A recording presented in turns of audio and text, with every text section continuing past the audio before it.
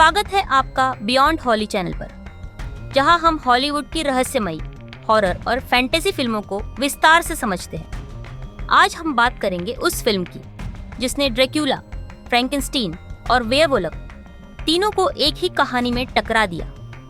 यह है von Helsing 2004, जहां एक शिकारी इंसानियत के लिए अमर बुराई से लड़ता है। कहानी शुरू होती है ट्रांसिल्वेनिया नाम के पुराने यूरोपीय इलाके से। साल 1887 है।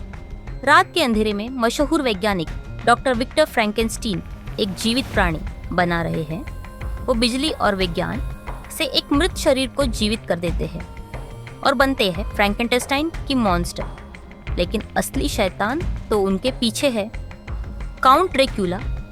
ड्रैक्युला उस क्रिएचर को अपने मकसद के लिए चाहता है, क्योंकि उसकी मदद से वो अपने वैम्पायर बच्चों को जिंदा कर सकेगा।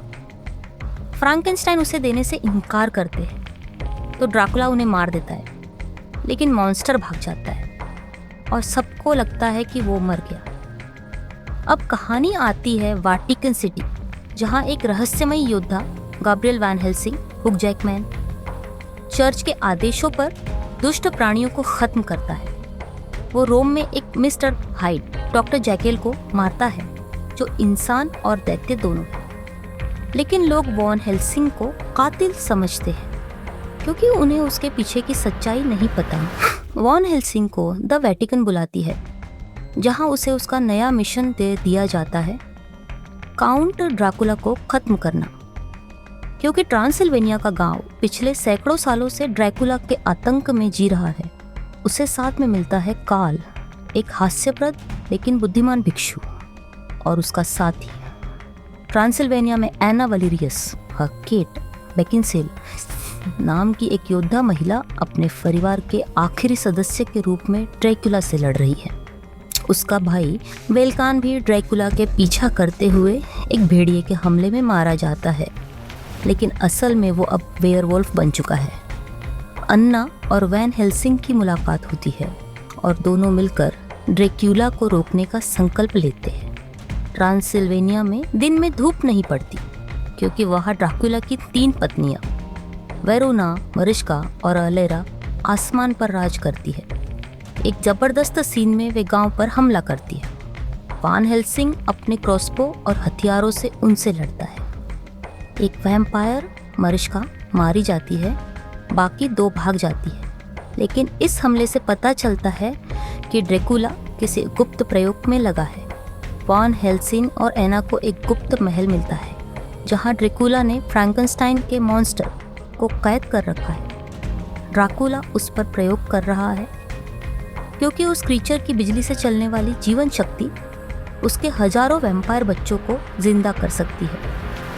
लेकिन जब वॉन हेल्सिंग उसे रोकने जाता है, तो ड्रैकुला और उसका वेयरवुल्फ भाई वेलकान हमला कर देते हैं। वेलकान मर जाता है, लेकिन वॉन हेल्सिंग खुद एक वेयरवुल्फ बाइट से संक्रमित हो जाता है। अब वह धीरे धीरे वेयरवुल्फ बन रहा है। वॉन हेल्सिंग को फ्रैंकेनस्टाइन का मॉन्स्टर मिलता है, जो बोल सकता है, सोच सकता है और इंसानियत दिखाता है।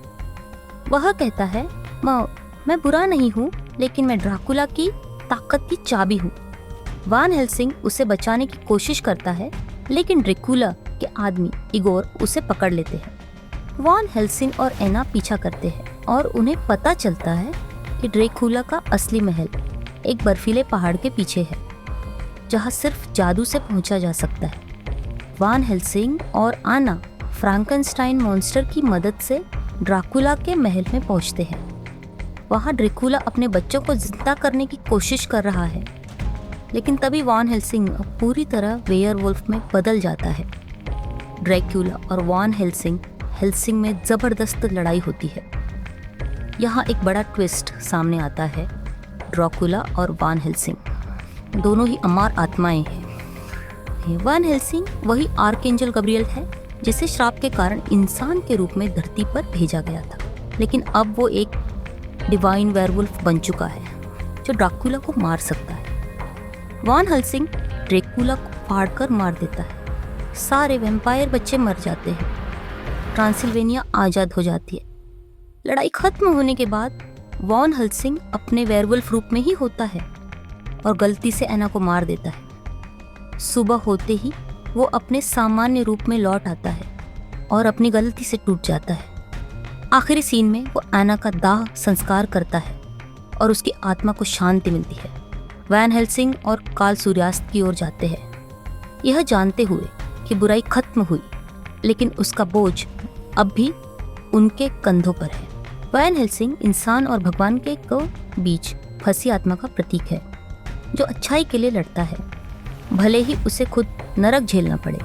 ड्रेकुला अमरता की लालच और अहंकार का प्रतीक है। फ्रैंकेनस्टाइन का मॉन्स्टर दिखाता है कि राक्षस हमेशा बुरे नहीं होते। एना साहस और बलिदान का प्रतीक है। यह फिल्म सिर्फ एक हॉरर नहीं, बल्कि अच्छाई और बुराई की लड़ाई का माइथोलॉजिकल एडवेंचर है। तो दोस्तों, यह थी वैन हेल्सिंग 2004 की पूरी कहानी विस्तार से। एक ऐसी फिल्म जहां इंसानियत, राक्षसों और देवताओं के बीच अंतिम लड़ाई होती है। अगर आपको यह वीडियो पसंद आई हो तो लाइक करें, शेयर करें और चैनल बियॉन्ड हॉली को सब्सक्राइब करें, जहां हम हर फिल्म की कहानी के पीछे छिपी गहराई को समझते हैं।